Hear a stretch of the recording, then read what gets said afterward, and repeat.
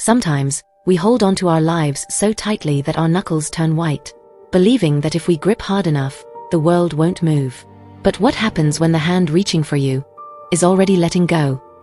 The sound of heavy, rhythmic rain against a bus shelter, the low hum of Seoul's late-night traffic. The clock on the digital billboard overhead flickers. 23:14.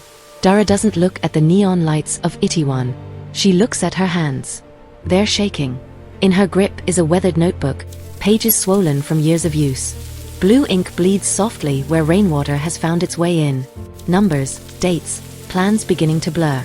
She has less than an hour before everything becomes irreversible. A shadow moves. Han Jae-won stands 3 feet away. No coat. His white shirt is soaked through, clinging to a body that usually carries the weight of admiration, expectation, certainty. Tonight, it carries none of that. He takes a single step closer. The space between them tightens, not distance, but decision. Dara. His voice barely survives the thunder. He doesn't pull out a document, doesn't offer explanations. He just looks at her with eyes that have made a choice. Dara's voice is flat, controlled. Is this the gravity you talked about, Jae-won? The kind that doesn't pull you closer, but breaks things? He doesn't apologize. Instead, he lifts the umbrella, angling it fully over her, leaving himself exposed to the rain. The silence between them isn't empty. It's counting down. 23:15. The notebook slips from Dara's fingers, hitting the wet pavement with a dull, final sound. Neither of them moves to pick it up. It had started 24 hours earlier. Not with romance. Not even with hope. It started with numbers on a government document and the smell of her mother's jasmine rice burning in the kitchen because no one could focus enough to watch the stove. Dara had stood in their small apartment in Yongsan-gu, reading the deportation notice for the 3rd time, as if repetition would change the words. Subject to removal. Non-compliance will result in enforcement action. You have 24 hours. The paper was thin. Impersonal. The kind that reduced lives to case numbers. Case hashtag 2024, IMM, 17839. That's what her family had become.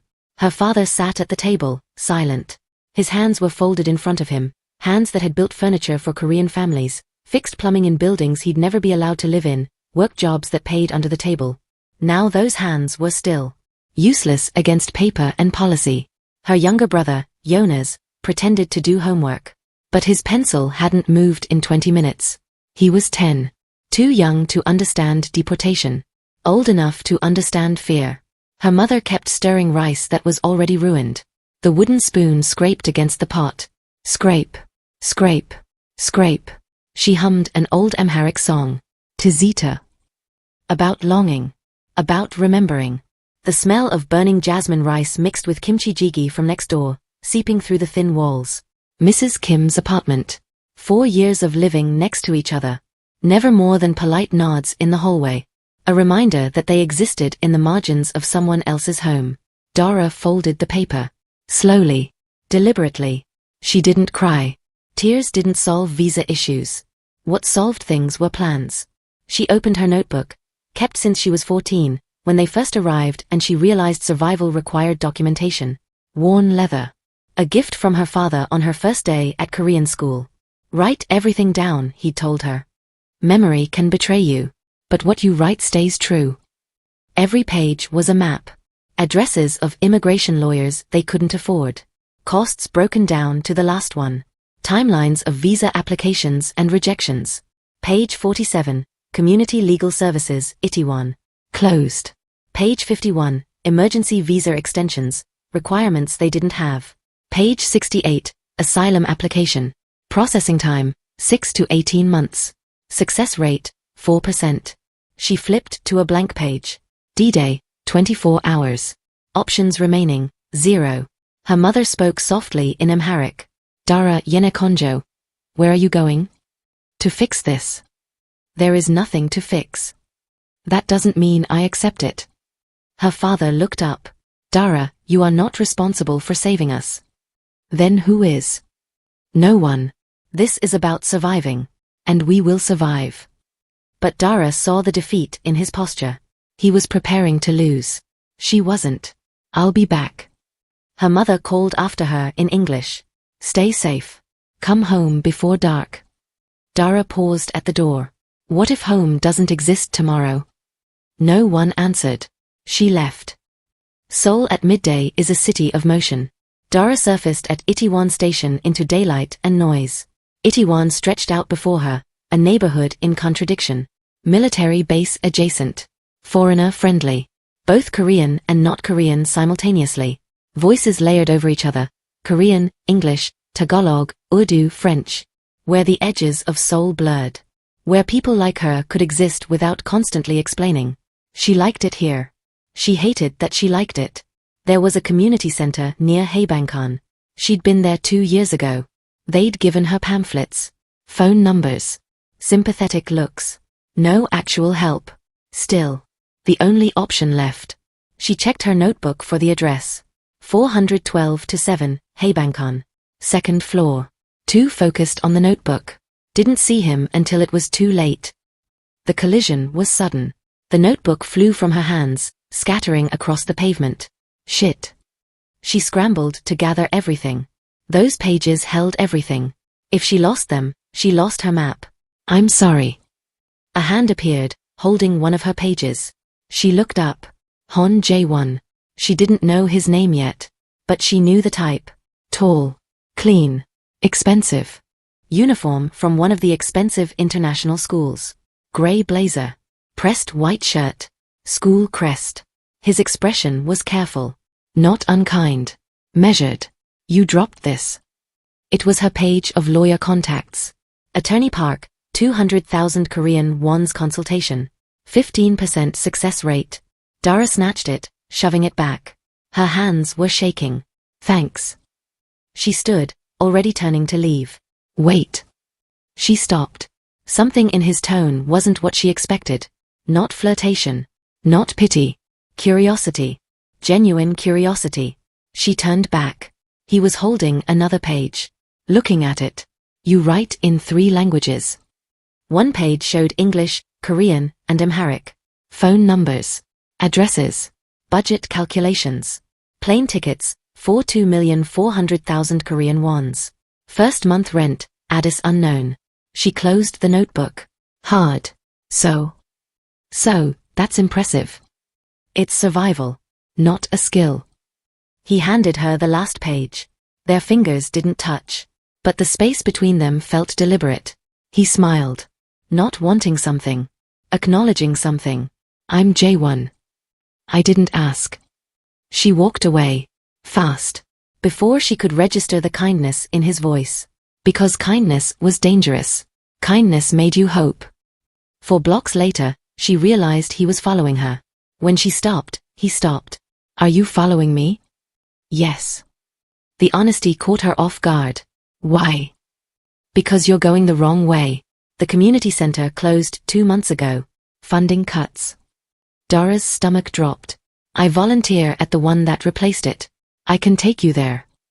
Every instinct told her not to trust this. But she had 23 hours left. Fine. But if this is some kind of setup, I will make your life very difficult. He almost laughed. I believe you. The walk took 30 minutes. Through side streets that smelled like frying oil and laundry detergent. Past Pojangmaka where salarymen were already drinking. They didn't talk much. But the silence wasn't hostile. She noticed people looking at him. Girls whispered. Heads turned. Students from his school called out. One girl waved enthusiastically. Jae-won, are you finally going on a date? He doesn't date Min-ji, another laughed. Jae-won waved them off without stopping. You're popular, Dara said. I'm just the face, Jae-won shrugged. People stare. It's not the same thing. What's the difference? People stare at car crashes too. Doesn't mean they want to be friends with the driver. So no one actually knows you? Pretty much. Everyone sees the uniform and the family. They don't see me. Dara looked away. She knew that feeling, being a ghost in a crowded room. Why don't you date? Because they're dating a version of me that doesn't exist. It's exhausting to keep the act up. He looked at her. What about you? I don't have time. I'm too busy trying not to get kicked out of the country. You could do both. No, Dara said firmly. I can't. He didn't push. How did you even know where I was going? Your notebook, he admitted, looking a bit embarrassed. I saw the address when you dropped it. I've volunteered there before. Why would someone like you go there? My dad thinks it looks good on my college apps. Honestly, it's just the one place where I don't have to be perfect. I just show up and work. So it's your escape. Maybe. Is that selfish? No, Dara said softly. It's real. The center was small. Second floor walk up above a convenience store. Single room operation. Folding tables. Metal chairs. Run by an older woman who looked exhausted but kind. Her name tag said Ms. Choi. She glanced up. Saw Jae-won. Smiled. Then saw Dara. The smile shifted. More professional. Jae-won. You're not scheduled today. I brought someone who needs help. Dara stepped forward. Pulled out the deportation notice. Ms. Choi read it. Her shoulders dropped slightly. Jae-won spoke in Korean. Dara caught. Deportation. 24 hours. Ethiopian. Family. Ms. Choi switched to English. I'm sorry. Your case is too complicated. The timeline's too short. I don't have 3 weeks, Dara said, her voice rising slightly. Then you need to be realistic, Ms. Choi replied. I've been realistic my whole life. Realistic is how my family ended up here. I don't need a reality check right now. I need a way out. I can't give you that. She slid a pamphlet across. What to expect, deportation process. Dara didn't even pick it up. Right. Thanks for nothing. She turned and walked out. She made it 2 blocks. Sat on a curb. Between a parked motorcycle and a storm drain. Put her head in her hands. Didn't cry. But wanted to. Footsteps approached. Jae-won sat beside her. Close, but not touching. What are you going to do? Jae-won asked quietly. What do you think? Go home, pack my life into a suitcase, and cry on a plane. That sucks. I'm sorry. Yeah, you said that already. I don't know what else to say. She looked at him. At the expensive sneakers and the perfect hair. Why are you still following me, Jae-won? I don't know. I just didn't want you sitting here by yourself. I'm used to it. I'm fine. You shouldn't have to be fine by yourself. Something in Dara's chest tightened. She looked away before he could see her eyes go glassy. What if I told you I could actually help? He said suddenly. My dad is high up in immigration policy. He has connections. Real ones. Dara stiffened. I'm not a project, Jae-won. I don't need your pity. It's not pity. It's a deal. Give me today. Just the next 24 hours. Let me show you my soul. Let me prove that things don't always have to be a mess. And if they don't? Then I'll go to my father. I'll beg, I'll trade my future, I'll do whatever it takes to get your family a stay. I promise. Why? You don't even know me. Because you're the first person in years who didn't look at me like I was a trophy or a name. You just looked at me. And I really don't want you to leave. Dara stared at him. That is the cringiest thing I've ever heard. I know, he laughed nervously. But I mean it. She looked at her phone. 22 hours left. Nothing left to lose. One day. And if you're lying, I'm never talking to you again. Deal. He offered his hand. She took it. Let him pull her to her feet. With 22 hours on the clock. The day began. They started at a library. A small, local one tucked between a convenience store and a pharmacy. Why here? Because this is where I come when I need to disappear. Inside, it smelled like old paper and floor wax. Jae-won led her to a corner table by the window. He pulled out his notebook. You keep a notebook too, Dara noted. Yeah. My brain's a mess.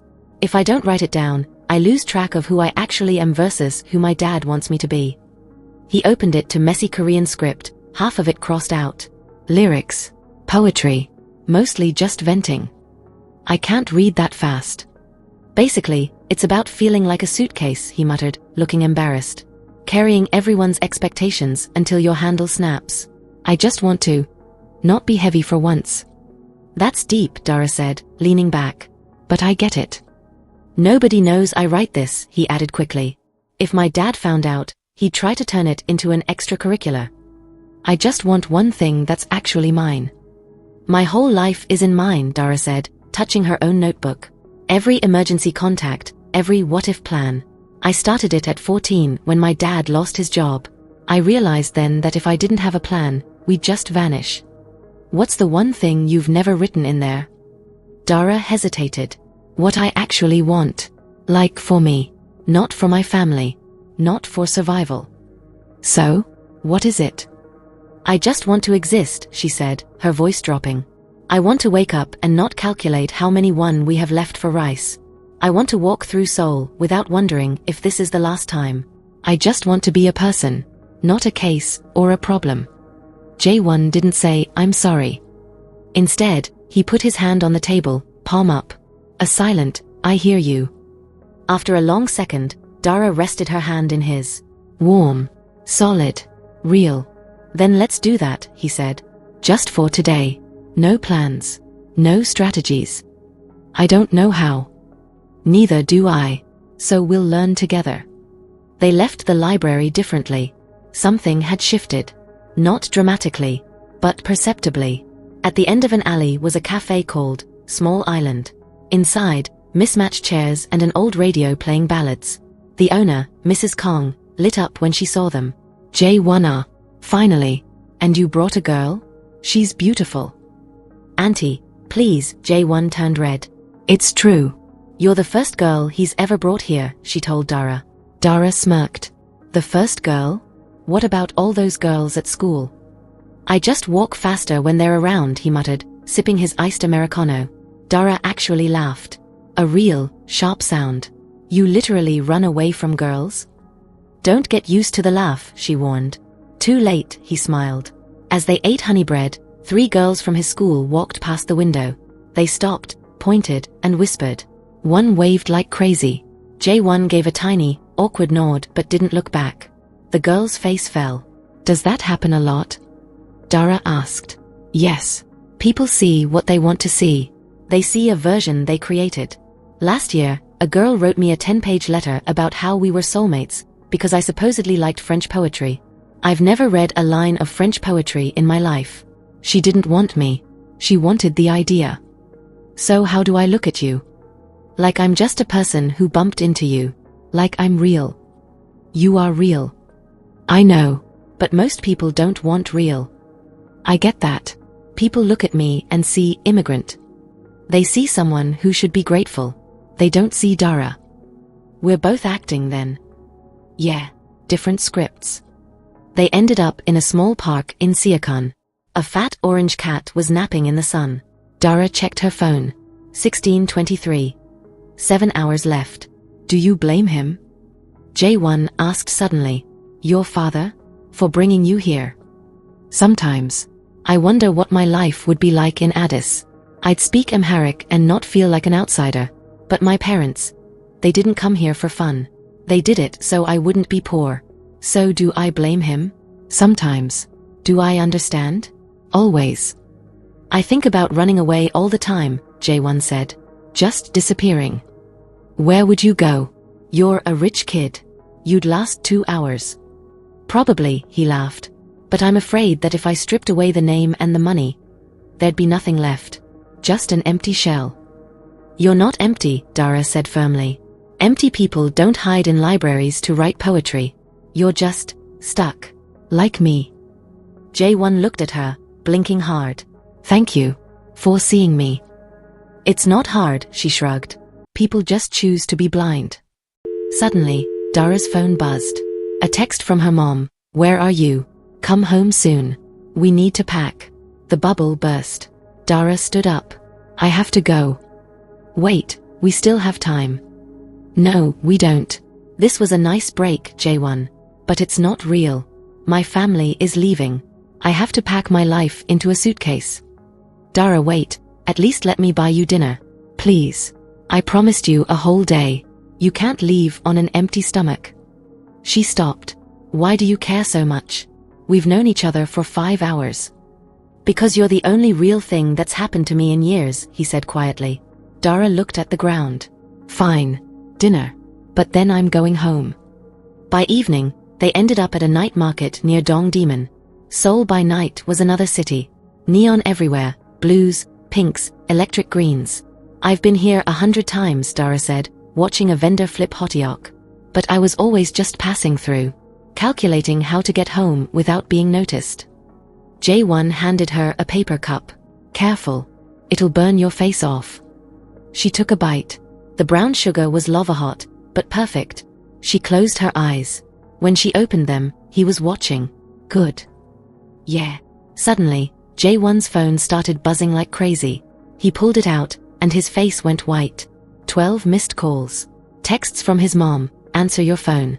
Your father is beyond angry. You're in deep, Dara said. You should go. Your family is freaking out because of me. They're freaking out because I'm finally not doing exactly what they told me to do, he said, turning the phone off. This is the first time I haven't felt like a robot. They make disappointment an art form, he added with a bitter laugh. I'm 17. I have no money. I'm just a kid with a lot of resentment and some bad poetry. Hey, she bumped his shoulder. Resentment and poetry is a solid start. His phone buzzed one last time. A text from his father. Come home. Now. The wait was obvious. I have to go, Jae-won said. But, come with me. To my dad's office. He's high up in immigration. If I ask him, if I really beg, he might actually listen. Please. We have 6 hours left. Let me use the one advantage I have. Dara's stomach twisted. She wanted to say no. But she had 6 hours. Okay. Let's go. The building was 43 floors of glass and steel. It was the kind of place where people made decisions about lives from air-conditioned offices. The elevator ride was silent, their reflections staring back at them. Dara looked like a ghost. Jae-won looked like he was heading to a funeral. They walked into a massive office. Han Jae-won's father sat behind a dark desk. Glasses. Silver-framed. Graying temples. Jae-won, his father said, not looking up. Who is this? A friend. Her name is Dara. You don't bring friends here. What do you want? There's a family being deported tomorrow, Jae-won started, his voice shaking. Ethiopian. They've been here for years. The daughter goes to school. The son's 10. I'm asking you to help them. No. The word was flat. Final. You didn't even listen. I don't need to. The law is clear. I don't interfere with enforcement because my son has developed an emotional attachment to a non-compliant resident. He glanced at Dara, dismissive. I don't even know her name. Her name is Dara. Jae-won shouted. She's standing right here. She's a person. The system sees them as what they are, people who violated our laws. Take your friend home, Jae-won. Your mother is waiting. I'm not coming home, Jae-won said. The temperature in the room dropped. Don't be a child. I'm not. I'm making a choice. His father stood up. If you walk out that door, you're throwing away everything. The university, the future I built for you. You built it for yourself, Jae-won snapped. I was just the vehicle. He grabbed Dara's hand. His palm was sweaty and trembling, but he didn't let go. Let's go. If you leave, his father called out, don't bother coming back tonight. I won't tolerate this in my house. Fine, Jae-won said. They reached the lobby and the cool night air hit them. Jae-won slumped against a wall. I'm sorry, he whispered. I thought he'd care. You didn't waste my time, Jae-won. You just lost your whole world for me. Why? It wasn't just for you, he said, looking at the rain. I just couldn't be that guy anymore. Dara looked at her phone. 22:37. I have to go home. We have to pack. I know. What are you going to do? You can't go home. I'll figure it out. Couchsurf at a friend's. It doesn't matter. He looked at her, trying to memorize her face. Go. Be with your family. Goodbye, Jae-won. Goodbye, Dara.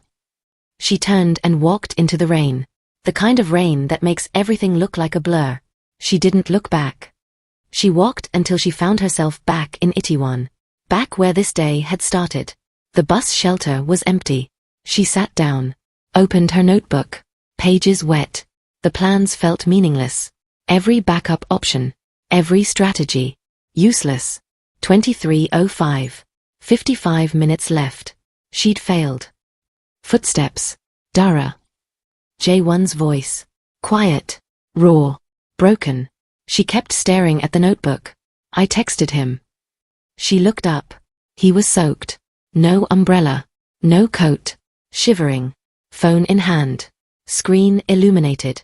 Texted who? My father. He showed her. I'm not coming home. Not tonight. Not tomorrow. I'm done. I can't be your son anymore. Not when being your son means being part of what you do. Find someone else to carry your name. I can't. Jae-won. I'm not going home. I texted Hyunwoo. He said I can stay with his family. So I have a place. Until I figure things out. That's insane. I know. You're throwing away your whole life. No. I'm choosing my life. For the first time. This doesn't help me. I know. Then why? He stepped closer. Rain pouring down his face. Because you asked me to prove that some things aren't planned. That some moments matter even when they don't make sense. And I've spent my entire life doing things that make sense. Things that were planned. And look where it got me. His voice cracked. I'm 17 and I hate my life. I hate waking up. I hate going to school. I hate being Han Jae-won. And I don't know who I am without that name, but I know I can't be that person anymore. Jae-won. I'm not doing this just because of you. I'm doing this because seeing you fight today made me realize I've never fought for anything. I've just accepted. Performed. Survived. And I'm done surviving. I want to live. Dara stood slowly. You're an idiot. I know. This doesn't fix anything. I know. Your father will never forgive you. I know. And I'm still leaving tomorrow. I know. She stepped closer. Why did you really follow me today? Because when we collided, you didn't apologize. You didn't smile. You just existed. Honestly. Without performance. And I realized I'd spent my whole life around people who were always performing. But you were just you. And I wanted to know what that felt like. And now. Now I know. And it's the most real thing I've ever felt. And it hurts. And it's terrifying. But it's real. And I'd rather have one day of real than a lifetime of performance. The space between them was nothing. Dara reached up. Her hand touched his face. I'm still leaving. I know. This doesn't change that. I know. And I don't believe in fate. I know. She kissed him anyway, not because it fixed anything, but because some forces don't ask permission. The kiss was soft at first, hesitant, then deeper, more urgent, like they were trying to fit an entire lifetime into a single moment. His hands found her waist. Her arms wrapped around his neck. When they pulled apart, both breathing hard. Foreheads pressed together. Is this the gravity you talked about? Dara whispered. The kind that doesn't pull you closer, but breaks things? Jae-won pulled back slightly, reached into his bag, pulled out an umbrella, angled it over her, leaving himself exposed. It's both. It pulls you closer and breaks things. That's what makes it gravity. That's what makes it real. The clock flickered. 23:14. The notebook slipped from Dara's fingers, hit the pavement with a dull, final sound. Neither of them moved to pick it up. They just stood there, under the umbrella, in the rain, in the final minutes of a day that had changed everything, and nothing. Dara left Seoul the next morning. Not all endings are loud. Some are quiet. A family processed through airport security. 3 suitcases. 4 people. 1 life folded up and carried away. Her father carried their documents. Her mother held Jonas's hand too tightly. Jonas didn't cry. Too young to understand. Old enough to feel it. Dara carried nothing. She'd left the notebook in Itaewon. Left it in the rain. She didn't look back as they boarded. Not because she didn't want to. Because looking back doesn't stop gravity. It just makes you fall slower. And Dara had learned something in those 24 hours. Sometimes you have to let yourself fall. All the way down. Before you can find the ground beneath you. Before you can learn to stand again. 3 weeks later, a package arrived. The temporary housing in Addis Ababa smelled like diesel and dust. Not home. Not yet. But a place to start rebuilding. Her father had found work. Construction. Legal this time. Her mother was teaching English. Jonas was adjusting. Learning Amharic. Making friends. They were surviving. The package had no return address. Just her name in Korean characters. Inside was her notebook. Every page intact. Dried now. Slightly warped from water. Every failed strategy documented. But different. Transformed. And on the last page, in handwriting that wasn't hers. Dara. You were right. This didn't fix anything. But I'm not sorry. Some forces don't need to fix things. They just need to be real. I'm staying with Hyun-woo's family. His parents are kind. I'm finishing school. Barely. My grades dropped. Turns out I was only good at school when I had something to prove. I'm writing music now. Real music. I found a cheap guitar. I'm terrible. But I'm learning.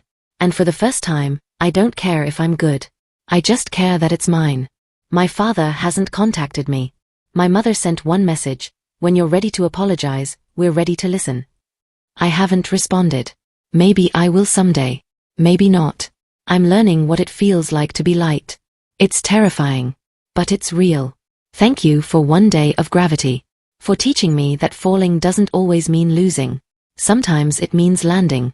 J. Beneath it, a pressed flower. The kind that grows in cracks in the sidewalk. Dara sat on the floor. Her father was at work. Her mother was making injera, the first time since they'd left. Jonas was at school. She was alone. She held the notebook. Ran her fingers over the dried pages. Over plans that hadn't worked. Over a day that had meant everything. And for the first time since leaving, she let herself cry. Not because she'd lost. But because she'd found something she hadn't been looking for. She pulled out her phone. Opened a new note. Started writing. New plans. New numbers. New strategies. But this time, she left space. Space for things that couldn't be planned. Space for collisions. Space for gravity. Space for falling. And maybe someday space for flying. Years passed. Not quickly. Time moved in increments. Small victories. Quiet progress. Dara finished secondary school in Addis. Top of her class. She scored high enough to apply abroad. Wrote essays about displacement and survival and the architecture of belonging. She got accepted to Seoul National University. Full scholarship. Engineering program. When the acceptance letter arrived, her mother cried. Her father smiled. You're going back, he said. I'm going forward. Same city. Different life. Jonas asked if they could all go. But only Dara. Only the scholarship. Only the future she'd built. Her first week back, she walked through Itaewon. 5 years had passed. The neighborhood had changed. New restaurants. New shops. The old community center was gone. But some things remained. The bus shelter. Repainted. New advertisements. But the same structure. She stood there a long time. Remembering. Then she saw it. On the wall. Faded marker beneath layers of city grime. Someone had tried to paint over it. But the words had bled through. Our gravity. She touched the wall.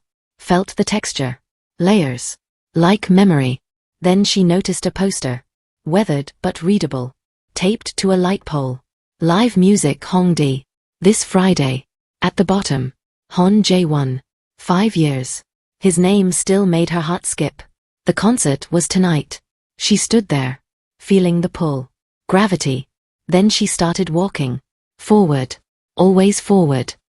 The venue was packed. Dark. Humid. Small stage. Dara stayed in the back. When Jae-won walked on stage, her heart stopped. Older. 22 now. Hair longer, tied back. Jeans and a worn t-shirt. A guitar. Used. Loved. He looked lighter. He spoke to the crowd. Thanked them. Said the first song was about someone he met once. Someone who taught him what it meant to be light. He started playing. Simple. Clean. Honest. His voice raw. Untrained. Real. About collisions. About 24 hours. About gravity and falling. About rain and notebooks and choices that cost everything. She listened. Eyes closed. Feeling every word. 5 years collapsing into this moment. When the song ended, the crowd applauded. Jae-won looked up. And somehow, across the darkness, his eyes found hers. He stopped. Recognition. Shock. Then something softer. She didn't move. Just looked at him. The way she'd looked at him that first day. Like he was just a person. Someone real. He smiled. Small. Private. Sorry. I just saw someone I haven't seen in a long time. The crowd murmured. Next song is called Terminal Velocity. About learning to fall without fear. He played again. Dara stayed through the whole set. When it ended, the crowd dispersed. Girls approaching. He politely deflected. She waited. Finally, the venue emptied. He was packing his guitar. She walked up. He looked up. They stared at each other. "Hi," Dara said. "Hi. You kept your word. The music." "I did. It's good. Thank you." Silence. Full of 5 years. "I didn't think I'd see you again. I didn't think I'd come back. But you did." Seoul National University.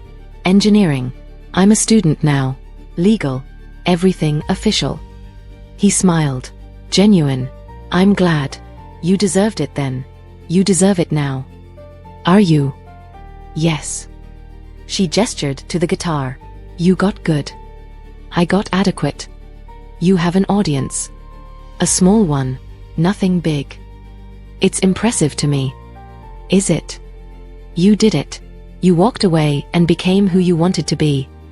"So did you. You came back. On your terms. That's harder." "What happened?" "After I left. With your father." His expression clouded. "Nothing dramatic. He let me go. Stopped calling. I stayed with Hyunwoo's family for 6 months. Got a part-time job. Moved to a tiny apartment in Hongdae. Finished school. Barely. Went to a small arts college.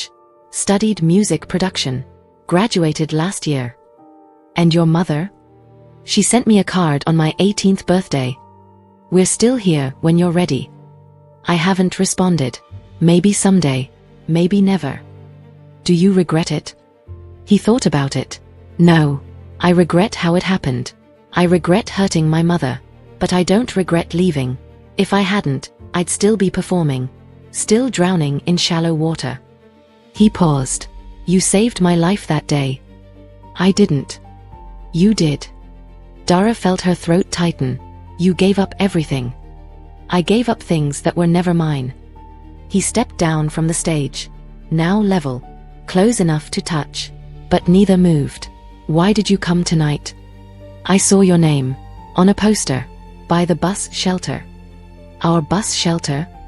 "There's only one that matters." He smiled. Sad. Small. "Did you come to see if it was still there? The graffiti?" "Maybe." "Did you write it?" "The night you left. I went back. I wrote it so I wouldn't forget." "Did you think you would?" "No. But I wanted it to exist outside of me. I wanted proof. It happened." "I know. I kept your flower. It's pressed in a book in my dorm room." "I kept your notebook." "You sent it back." "I made a copy first. Of some pages. I keep them in my guitar case." "Why?" "To remember what real planning looks like. What real survival looks like. To remember that some people fight every day just to exist. And I had the luxury of choosing my fight." Dara's eyes burned. "This feels surreal." "Yeah. 5 years. And we just ran into each other. Or maybe it wasn't random. You sound like someone who believes in fate now." "I believe in gravity. I don't know what happens now." "Neither do I. I'm a student. You're a musician. We're different people." "Yes. This might not work." "It might not. So what do we do?" He stepped closer. Close enough to feel his warmth. "We could walk away. Keep the memory perfect. Never risk ruining it. We could. Or we could see what happens. No expectations. No promises. Just see." Dara felt it again. The pull. The weight. The gravity that had never really let go. "Okay.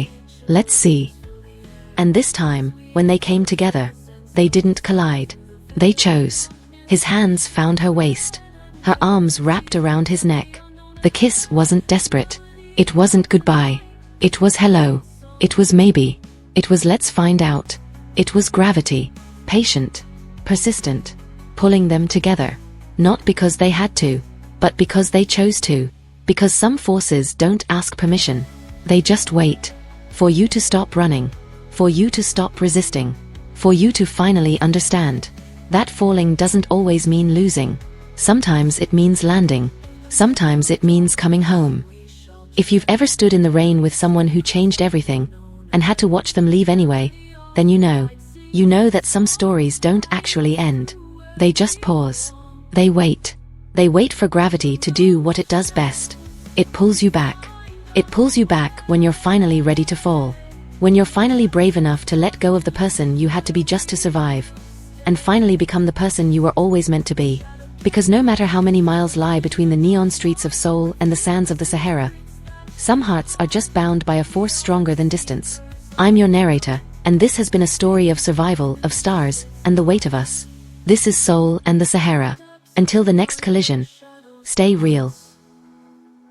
Underneath the moon's haunting trance, a gateway emerges mysterious and dark.